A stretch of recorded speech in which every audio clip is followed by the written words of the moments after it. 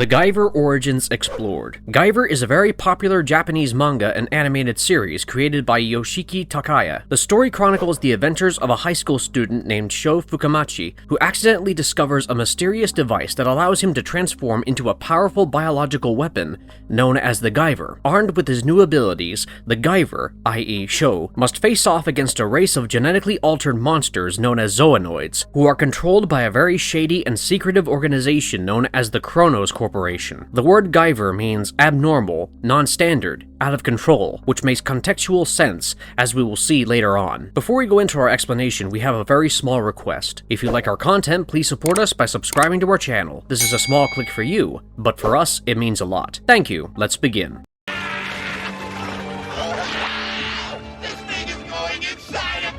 How it all started, the Guyver Origins. The origins of Guyver can be traced back to an ancient civilization known as the Creators, who developed futuristic technology using biochemistry and genetics in order to enhance the capabilities of their users. These Creators, however, mysteriously disappeared. These bioweapons were discovered much later on by the Kronos Corporation. They discovered a particular weapon called the Unit that could bond with a human host and transform them into a powerful entity known as the Guyver. In our story, the protagonist, Sho, becomes the target of the Kronos Corporation's agents, who want to recover the unit from him. Sho slowly unravels the secrets of the Kronos Corporation, and teams up with other Guyver users in order to safeguard humanity against the evil plans of the Kronos Corporation. The Guyvers have to face off against several powerful Zoanoid enemies. They discovered the existence of the Lost Numbers, which are powerful destructive bioweapons once developed by the Creators. In the ultimate battle, Sho and his allies confront the leader of the Kronos Corporation, Arkenfell, who is eventually revealed to be an extremely powerful bioweapon himself. The final battle is between Team Sho versus Arkenfell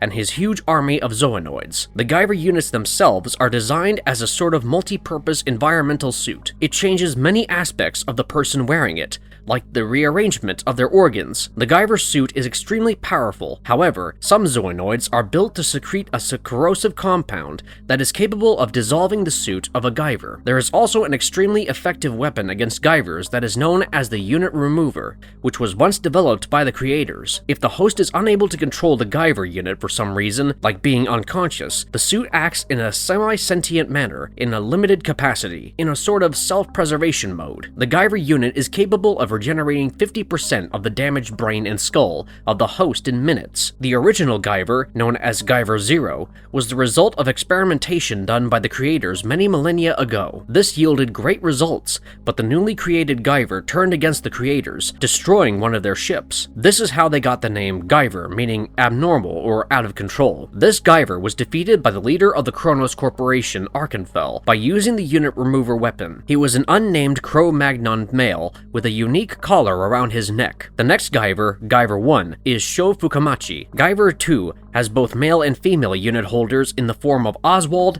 and Valkyria Lisker. Finally, the Guyver 3 unit was held by the anti-hero Agito Makishima. The plot of the original anime series during 1989 to 1992 revolves around the story of a Zoanoid who has escaped disguised as a normal man after stealing a bag from the Kronos Corporation. Kronos agents almost capture the Zoanoid, but he commits suicide by detonating a grenade, and as a result, the Guyver units are now scattered. One of these scattered units is discovered by a high school student named Sho Fukamachi, who accidentally activates it, thus merging with the suit and becoming an enhanced biological weapon of warfare. The anime follows the journey of Sho in his fight against the Kronos Corporation. There are only 12 episodes in the anime. There is a new 26-episode anime series that aired in 2005. It follows more of the original manga timeline than the 1989 to 1992 anime series. With the permission of mangaka Yoshiki Takaya, a few key changes were made to the plot and characters. For example, the anime generally shows much more weapons available to the Guyvers than the original manga, which makes for more exciting viewing. Both anime series were notable for their unique blend of action, science fiction, as well as elements of horror, making them stand out from other shows at the time. The animation was of top quality, and the sound design was technically very strong. The anime series had a lasting impact on the industry, spawning several adaptations in live-action movies, as well as as video games. Other franchises like Neon Genesis Evangelion and Gantz have taken heavy inspiration from the Guyver series. One of the key characteristics of the Guyver manga series is its unique blend of horror and science fiction. The conspiracies, action-backed battles, as well as grotesque biological monsters have captured readers' attention for decades. Overall, the legacy of Guyver is a testament to its enduring popularity and ability to captivate audiences.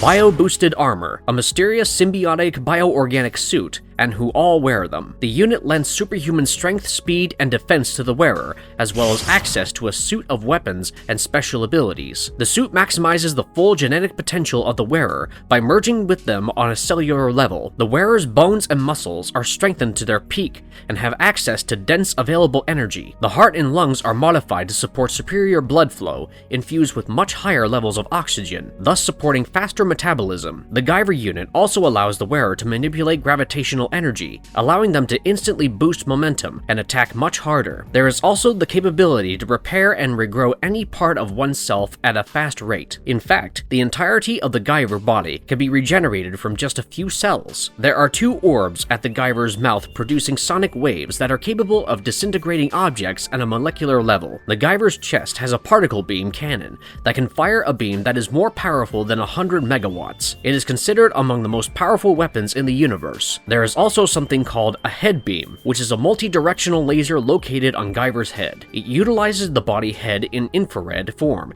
and focuses that energy on one point. The Guyver's arms have protrusions called sonic swords, which contain powerful alternating currents that resonate at extremely high frequencies. These blades can operate with such speed and accuracy that they are capable of stopping bullets. They can also mimic rubber's elastic properties and can be extended up to a meter long. Then there is the pressure cannon, which concentrates gravitational energy onto a single point, forming a spinning compressed virtual black hole that sucks up anything and everything it comes into contact with. The head sensor on the Guyver unit allows the wearer to feel sound waves and pick up on subtle vibrations in the atmosphere, allowing the wearer to locate distant individuals or sense incoming attacks. The control metal on the Guyver's forehead is perhaps the most important part of the unit, as it regulates the energy flow between the suit and the host's body, storing and saving the genetic structure of the host such that it can be regenerated from the smallest bit of genetic material like a few cells. The Guyver armor is an organic suit that can only be activated by a compatible human possessing unique genetic makeup. It encases its host in a powerful exoskeleton, enhancing their abilities to a superhuman level. There are also several advanced weapons built into it, like the Mega Smasher, a powerful energy blaster capable of destroying nearly anything, as well as a sonic buster that uses high-frequency sound waves to stun enemies. There are some other abilities as well, like an invisibility cloak, the ability to generate a telekinetic shield, as well as the ability to communicate telepathically with other Guyvers. Due to its power, this Guyver armor is sought after by various organizations,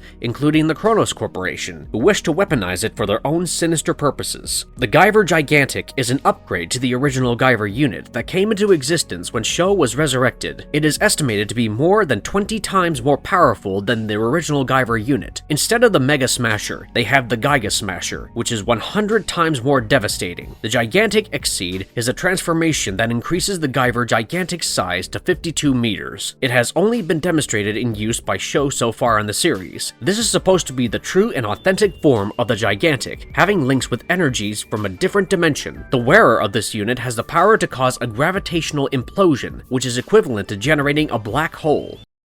Important characters in the Guyver universe. Arkenfell is the main antagonist in the Guyver universe, and is one of the founders of the Kronos Corporation. He is the oldest as well as the most powerful entity that exists in the Guyver universe, along with possibly Apollon. His psychic abilities are supreme and apparently limitless. Arkenfell was created a long time ago by the creators. It is assumed that Arkenfell was created around 100,000 years ago. Arkenfell saw the creators both as his parents and as deities. Arkenfell, equipped with a unit remover, maneuver, was successfully able to put an end to the rampage of Guyver Zero. Despite having this tremendous power, Arkenfell always remained completely loyal and subservient to the creators. However, one day suddenly and without any prior warning, the creators began leaving, and Arkenfell begged them not to go, but the creators left, leaving Arkenfell and the planet Earth to die after attacking Arkenfell with a critical psychic blow. Driven by rage and a determination for revenge, Arkenfell managed to survive the depths of space and refused to die, ultimately saving the Earth. Once he saved the Earth, though, he slipped into a deep coma for tens of thousands of years. Tens of thousands of years later, Dr. Barkus managed to unwittingly awaken Arkenfell from his rest, and together they founded the Kronos Corporation. Arkenfell is, as mentioned before,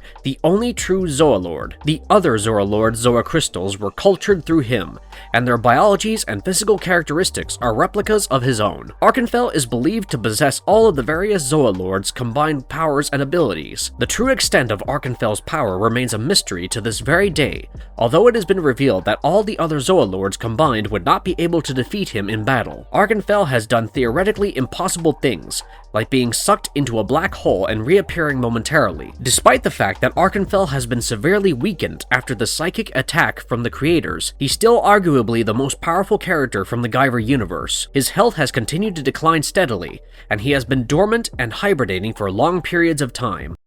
Sho Fukamachi is the protagonist of the Guyver universe and the host of the first unit, being known as Guyver 1. He is 17 years old and is in love with Mizuki Sagawa, the sister of his best friend Tetsuro Sagawa. The first time Sho was transformed into the Guyver, he lost consciousness, but the Guyver was able to autopilot its way out of the dangerous situation. When Sho gets comfortable with using the Guyver's unit, he has to face off against another Guyver who works for Kronos, a guy named Oswald Lisker, who is in fact Guyver 2. Sho is about to lose to Lisker, but manages to escape thanks to a malfunction in Lisker's control metal. This is what happens in the anime. In the manga, Sho kills Lisker after the malfunction in his control metal. In the first live-action movie, Sho is depicted as a college student instead of a high school one. The way he stumbles upon the Guyver unit is also different in the movie. In the movie, Sho's mental struggles are shown. He is mentally tortured by his transformation into the Guyver because he is brutally killing criminals on the streets and is unaware of what to do with his own power.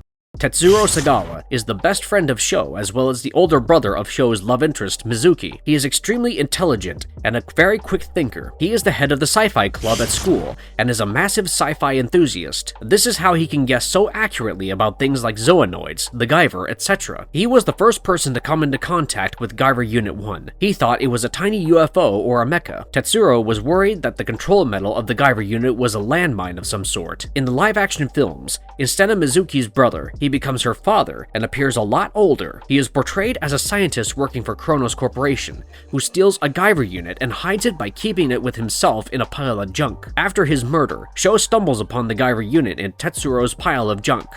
Mizuki Sagawa is the little sister of Sho's best friend Tetsuro Sagawa. She is the accountant for the student council and has a crush on Agito Makishima, but gradually begins to fall for Sho. When she learns about Guyver and Kronos, she begins to trust Sho and falls in love with him, becoming his girlfriend. In live-action movies, she is often held hostage by Zoanoids. She is portrayed as a college student instead of a high school one. In the second movie, she breaks up with Sho because of his brutality in killing criminals on the streets. Agito Makishima is a third-year student at the same high school Sho, Tetsuro, and Mizuki attend. He is very cunning and does not allow sentiment to stand in his way. He is Guyver 3. He has an encyclopedic knowledge of the Guyver's abilities. He is seen as an anti-hero. Mizuki has a crush on him, but he only befriends her in order to get closer to Sho. Oswald Lisker is Guyver 2 and was once a Kronos agent. His main responsibility was to monitor the transportation of items. He involuntarily becomes the host of the second Guyver after insisting on inspecting the unit. Because of his previous martial arts skills, he becomes an extremely powerful Guyver. Lisker is very arrogant and self-indulgent. He has a sadistic side to him that is only amplified when he becomes the Guyver. Lisker engaged in battle with Guyver 1, Sho, and was easily winning till his control metal started to malfunction. At this point, depending on manga or anime, Sho either kills him or escapes. In the live-action films, he is portrayed completely differently, and instead of a Guyver, he is a Zoanoid. Valkyria Forsberg-Lisker is a former member of Kronos and is sometimes portrayed as Guyver II, replacing Oswald Lisker after his death. She is in fact the stepsister of Oswald Lisker. His death shattered her. Valkyria stole an artificial control medal from Kronos and became Guyver II. This artificial control medal is limited and somewhat damaged. While fighting, Sho, Guyver won. Although she has the upper hand at every point in the battle, her damaged artificial control medal causes her to falter and is further damaged by Sho. Valkyria's Guyver unit starts to devour her alive, and to end her suffering, Sho disintegrates her body using the Mega Smasher.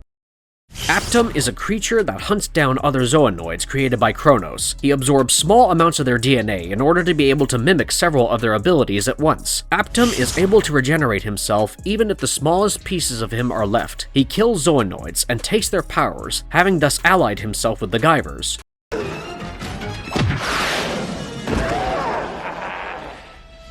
Part human, part alien, pure superpower. Guyver live-action storyline explored. The first Guyver movie was released in 1991 and was branded as a tokusatsu, Japanese for live-action superhero movie. It changes the name of Sho Fukamachi to Sean Barker to be played by Jack Armstrong. Sean Barker stumbles upon the Guyver unit in his girlfriend Mizuki's father's room, which transforms him into a bionic superhero. Later, he finds out that his girlfriend's father has been killed and Mizuki has been abducted. Mark Hamill plays a CIA agent who helps Sean and Mizuki in their mission. Sean attempts to find her and engages in a one-on-one battle with Lisker, who is able to manipulate Sean's weakness in his control medal, ultimately killing him. However, later in the movie, Mizuki is able to successfully regenerate Sean from his control medal. Sean proceeds to kill Lisker, allowing him and Mizuki to escape safely. The movie had two quite famous cast members, Mark Hamill and Vivian Wu. The editors cut several humorous scenes from the movie in order to focus on the action, to the displeasure of many. The costume effects, casting, and energy of the movie received a lot of praise. The creature effects were dubbed as good. The movie was said to be very appreciated by the fans, so much so that a sequel was released in 1994. This movie might be dated in special effects and deeply flawed, but generally it is quite an enjoyable movie to watch, as proven by fans. The movie is quite reminiscent of the comic book inspired movies from the 1990s. The Guyver movie does not take itself too seriously,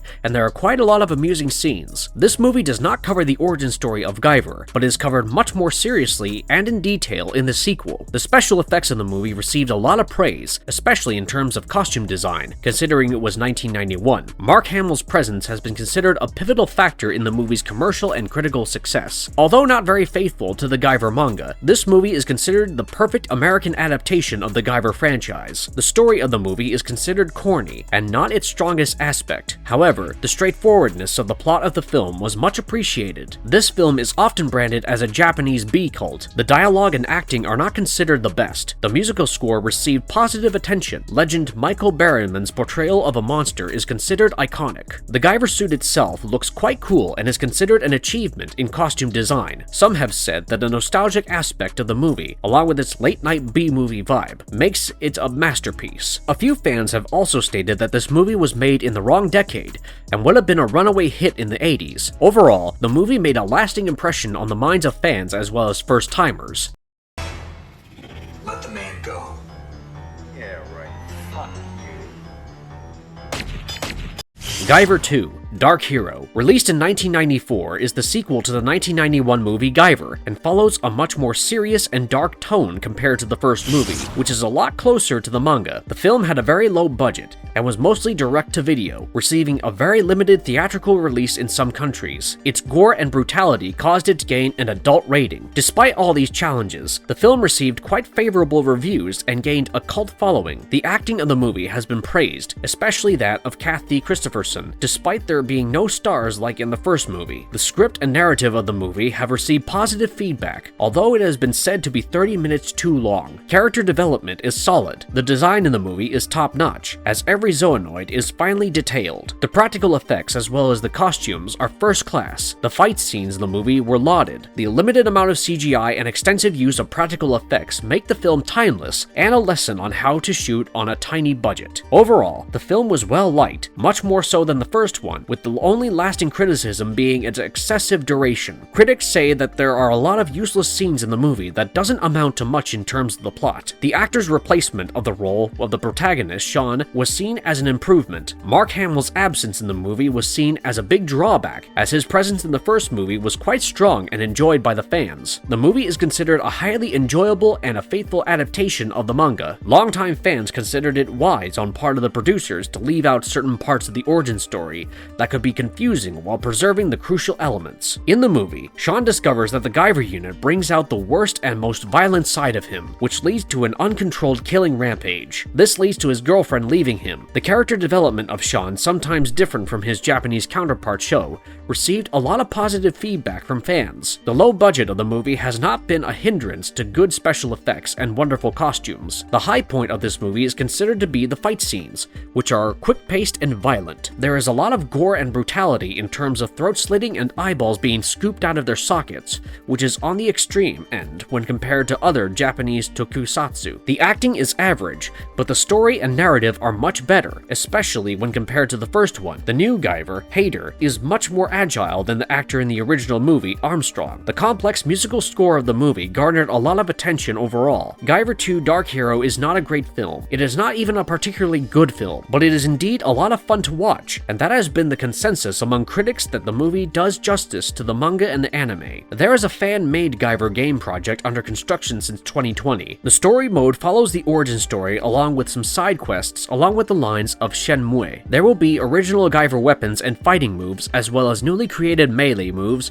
just for the game. There will be an online mode with free world maps like GTA. Players can choose to become Guyvers or Zoanoids, team up and fight each other. There will also be several missions in online mode, with the ultimate mission being to fight and defeat the creators. There might also be a system for uploading customized Guyver or Zoanoid designs. A demo for the game has been recently released. Guyver!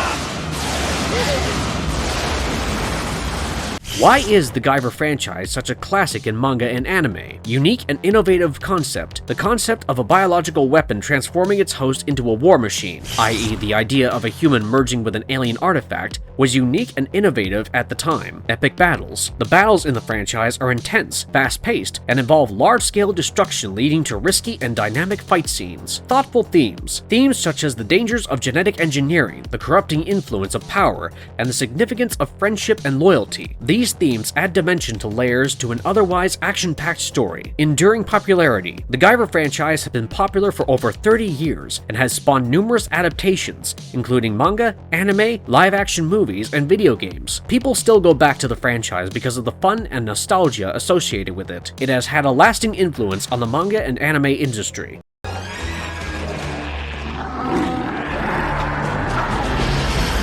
Marvelous verdict. The Guyver franchise can be said to have been one of the pioneers of the biomecha genre, combining biological and mechanical elements, inspiring shows of the future, like Neon Genesis Evangelion and Gantz. Its dedicated fanbase, garnered over 30 years, is still popular and prolific on forums of the internet like Reddit. The franchise still continues to attract new fans. It has had a significant influence on not just a generation of fans, but an entire generation of creators of manga, anime, movies, video games, and other art.